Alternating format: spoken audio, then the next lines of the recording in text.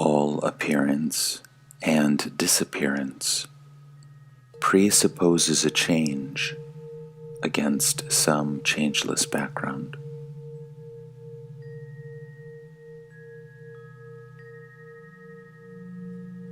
Some seed consciousness must be existing even during sleep or swoon. On waking up, the experience runs, I am the body in the world. It may appear to arise in succession, but in fact, it is all simultaneous.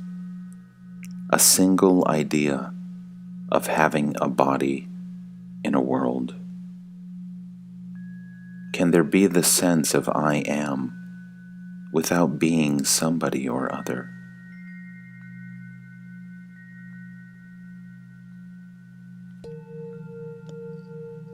Don't you see that all your problems are your body's problems? Food, clothing, shelter, family, friends, name, fame, security, survival. All these lose their meaning the moment you realize that you may not be a mere body.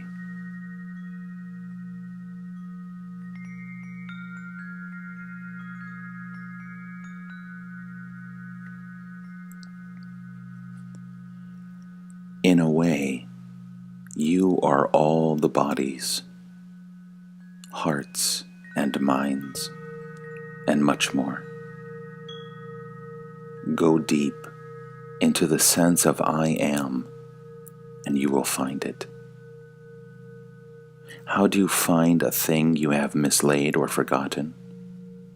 You keep it in your mind until you recall it. The sense of being, of I am, is the first to emerge.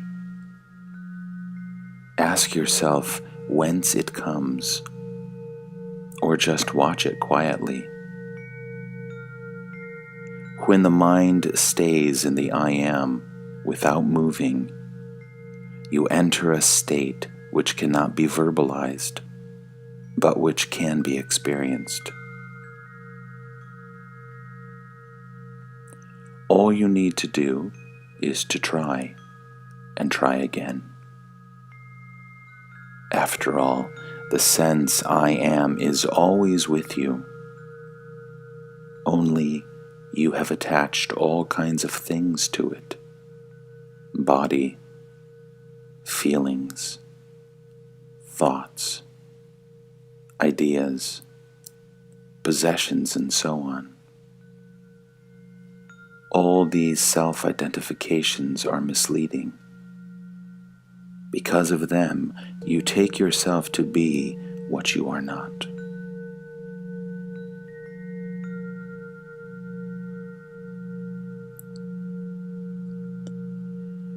What you are cannot be described, except as total negation. All you can say is, I am not this, I am not that. You are nothing perceivable or imaginable. Yet, without you, there can be neither perception nor imagination. You observe the heart feeling, the mind thinking, the body acting. The very act of perceiving shows that you are not what you perceive.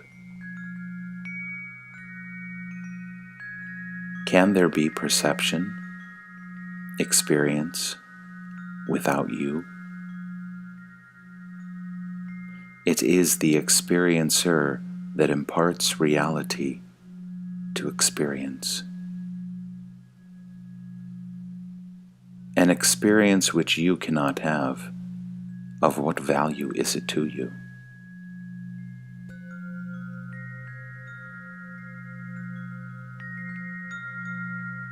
In every experience, there arises the experiencer of it.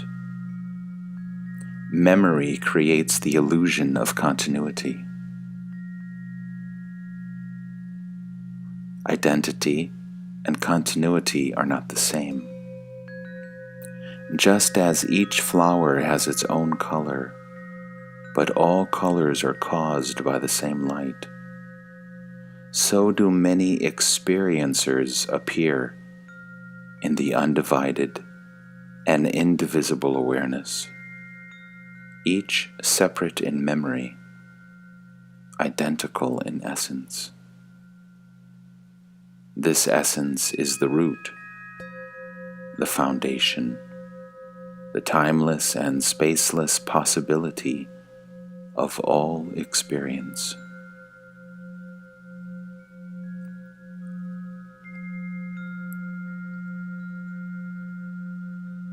You need not get at it, for you are it. It will get at you if you give it a chance. Let go of your attachment to the unreal, and the real will swiftly and smoothly step into its own. Stop imagining yourself being or doing this or that, and the realization that you are the source and heart of all will dawn upon you. With this realization will come great love, which is not choice or predilection nor attachment, but a power which makes all things love-worthy and lovable.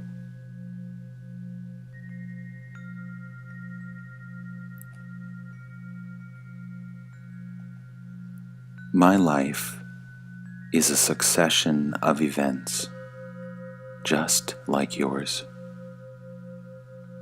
Only I am detached and see the passing show as a passing show, while you stick to things and move along with them.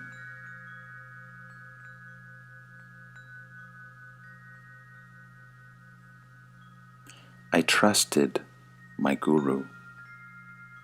He told me, I am nothing but myself, and I believed him. Trusting him, I behaved accordingly and ceased caring for what was not me nor mine. Things happen without cause and reason.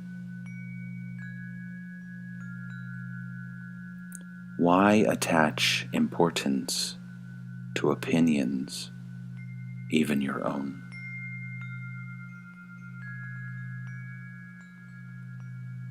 Everything is a miracle.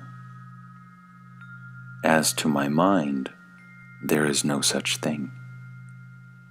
There is consciousness in which everything happens.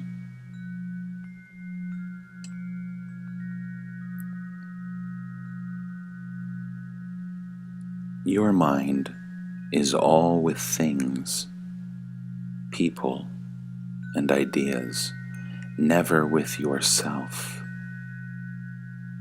Bring yourself into focus. Become aware of your own existence. See how you function. Watch the motives and the results of your actions. Study the prison you have built around yourself by inadvertence.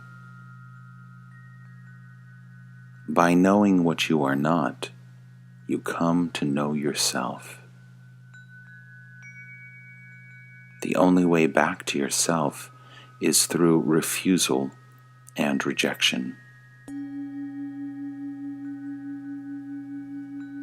One thing is certain: the real is not imaginary.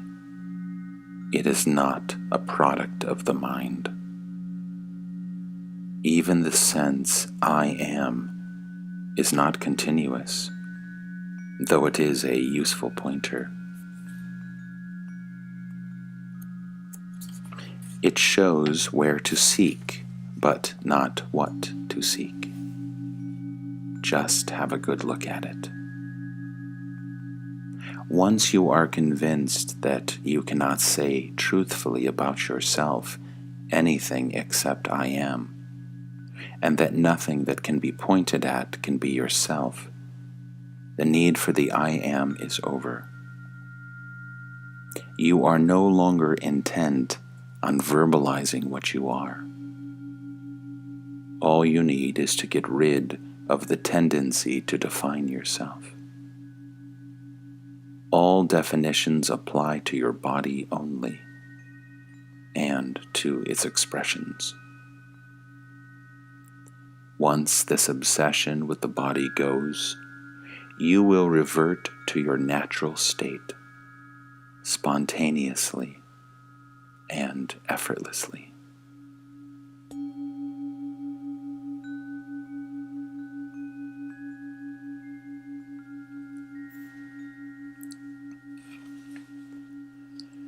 Between the banks of pain and pleasure, the river of life flows.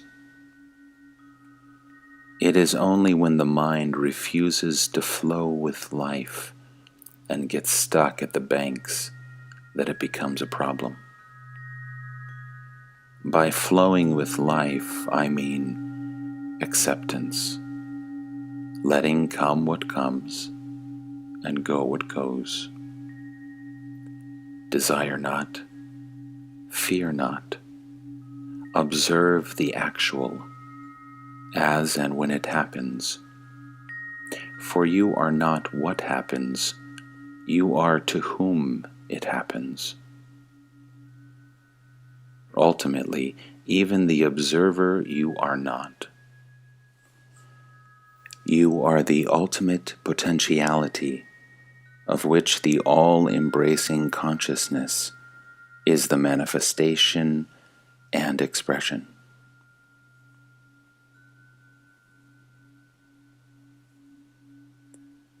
There is something exceptional, unique about the present event, which the previous or the coming do not have. There is a livingness about it, an actuality. It stands out as if illumined.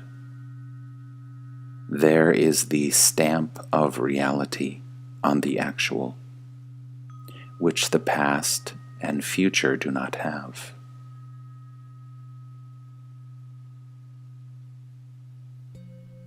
I am real, for I am always now, in the present, and what is with me now shares in my reality. The past is in memory, the future in imagination.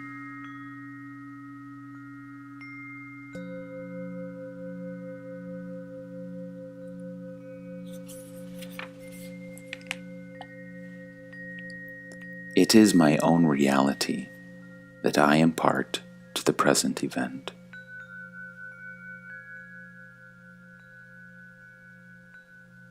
We consider memories only when they come into the present.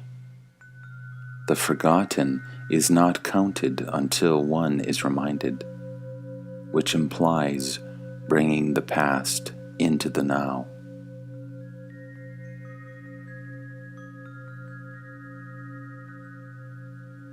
Desire is the memory of pleasure, and fear is the memory of pain. Both make the mind restless. Moments of pleasure are merely gaps in the stream of pain. How can the mind be happy?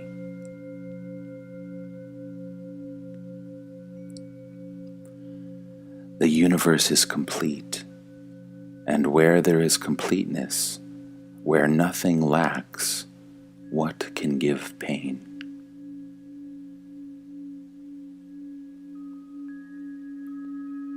The mind, by its very nature, divides and opposes.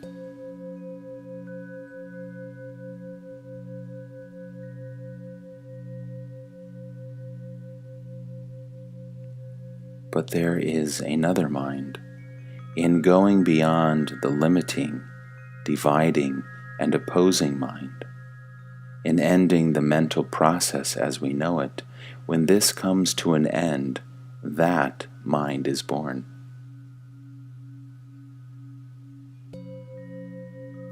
Joy and sorrow exist no longer, not as we know them, as desirable or repugnant.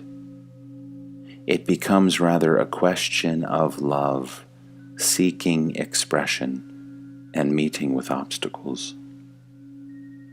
The inclusive mind is love in action, battling against circumstances, initially frustrated, ultimately victorious.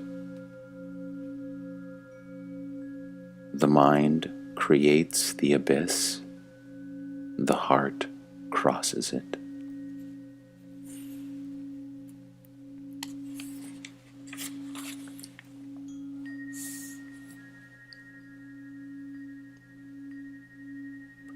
Like everything mental, the so-called law of causation contradicts itself.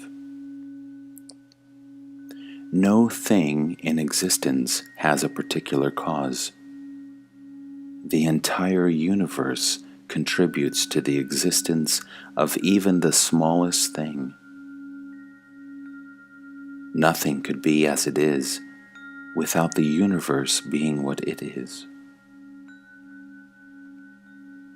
When the source and ground of everything is the only cause of everything, to speak of causality as a universal law is wrong. The universe is not bound by its content, because its potentialities are infinite. Besides, it is a manifestation or expression of a principle fundamentally and totally free.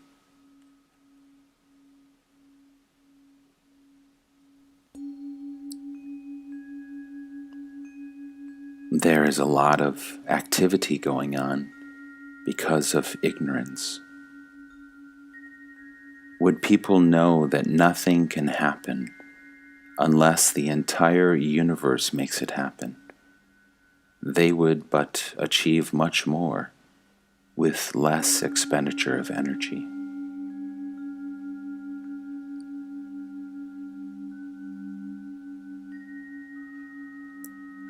When the past and future are seen in the timeless now as parts of a common pattern, the idea of cause and effect loses its validity, and creative freedom takes its place.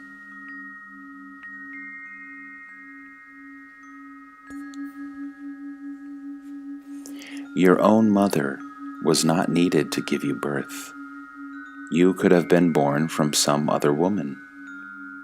But you could not have been born without the sun and the earth. Even these could not have caused your birth without the most important factor, your own desire to be born.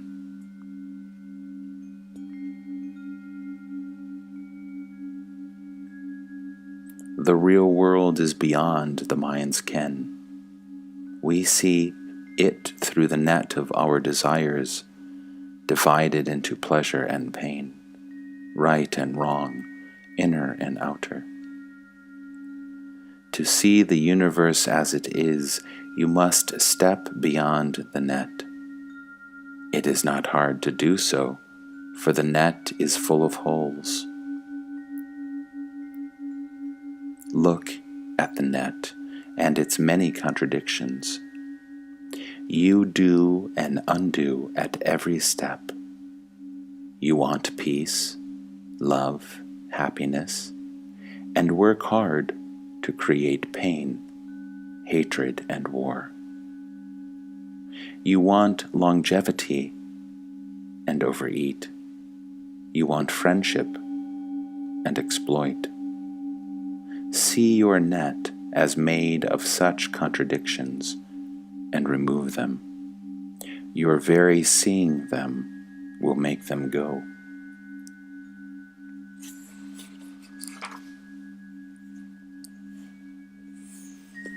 For everything, there are innumerable causal factors, but the source of all that is the infinite possibility, the supreme reality, which is in you, and which throws its power and light and love on every experience.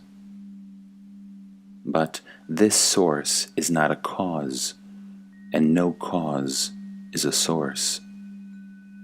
Because of that, I say everything is uncaused. You may try to trace how a thing happens, but you cannot find out why a thing is as it is.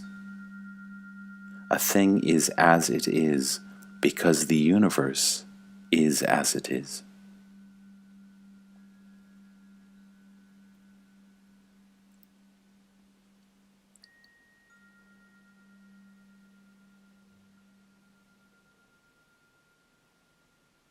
Is the witness consciousness permanent or not?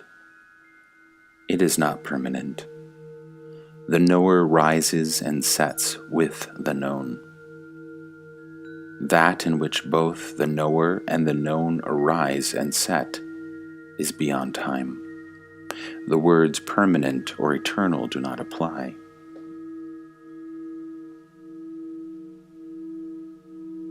The absence of experience, too, is experience. It is like entering a dark room and saying, "I see nothing."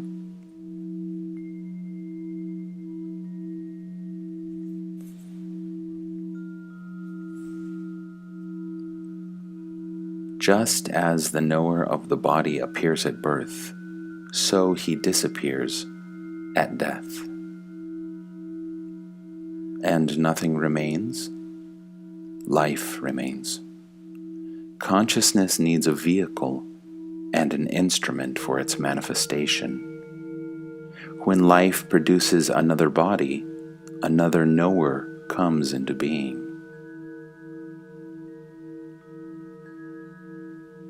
Is there a causal link between the successive body knowers or body minds? Yes. There is something that may be called the memory body or causal body, a record of all that was thought, wanted, and done. It is like a cloud of images held together. What is this sense of a separate existence? It is a reflection in a separate body of the one reality. In this reflection, the unlimited and the limited are confused and taken to be the same. To undo this confusion is the purpose of yoga. Does not death undo this confusion? In death, only the body dies. Life does not. Consciousness does not. Reality does not die.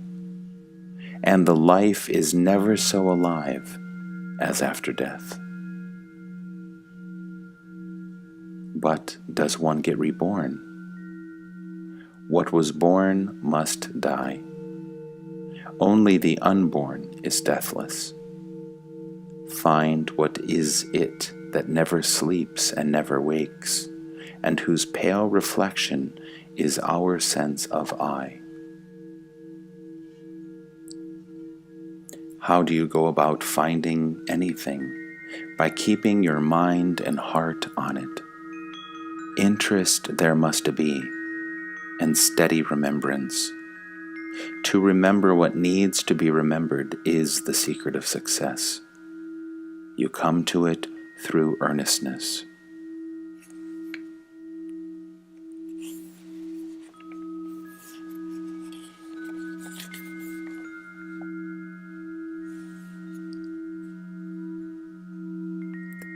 Be free from contradictions. The goal and the way must not be on different levels. Life and light must not quarrel. Behavior must not betray belief. Call it honesty, integrity, wholeness. You must not go back, undo, uproot, abandon the conquered ground. Tenacity of purpose and honesty in pursuit will bring you to your goal. All will come as you go on. Take the first step. All blessings come from within. Turn within. I am, you know. Be with it all the time you can spare, until you revert to it spontaneously. There is no simpler and easier way.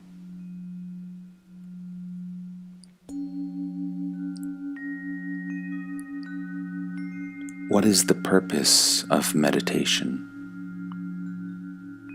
We know the outer world of sensations and actions, but of our inner world of thoughts and feelings we know very little. The primary purpose of meditation is to become conscious of and familiar with our inner life. The ultimate purpose is to reach the source of life and consciousness. Incidentally, practice of meditation deeply affects our character. We are slaves to what we do not know. Of what we know, we are masters. Whatever vice or weakness in ourselves we discover and understand its causes and its workings, we overcome it by the very knowing. The unconscious dissolves when brought into the conscious. The dissolution of the unconscious releases energy. The mind feels adequate and becomes quiet.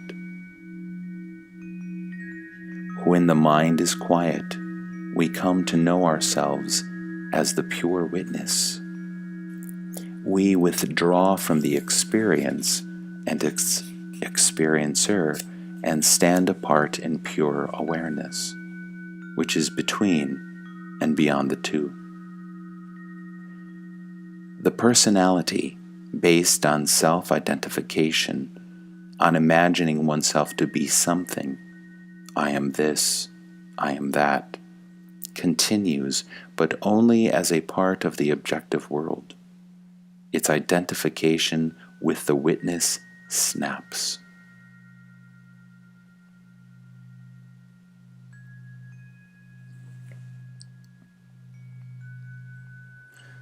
The sattva is pure and strong always. It is like the sun. It may seem obscured by clouds and dust, but only from the point of view of the perceiver. Deal with the causes of obscuration, not with the sun.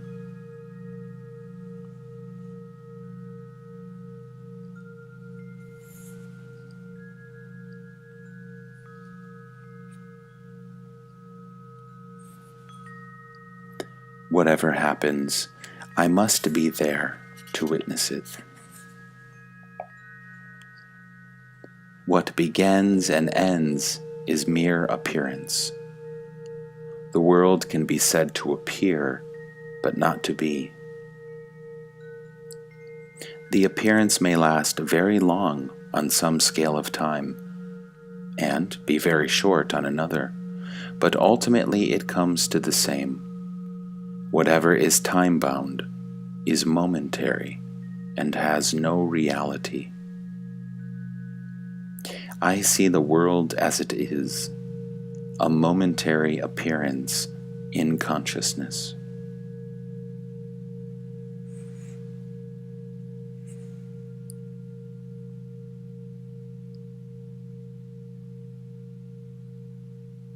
The supreme state is uncaused independent, unrelated, undivided, uncomposed, unshakable, unquestionable, unreachable by effort. Every positive definition is from memory and therefore inapplicable, and yet my state is supremely actual and therefore possible, realizable, attainable.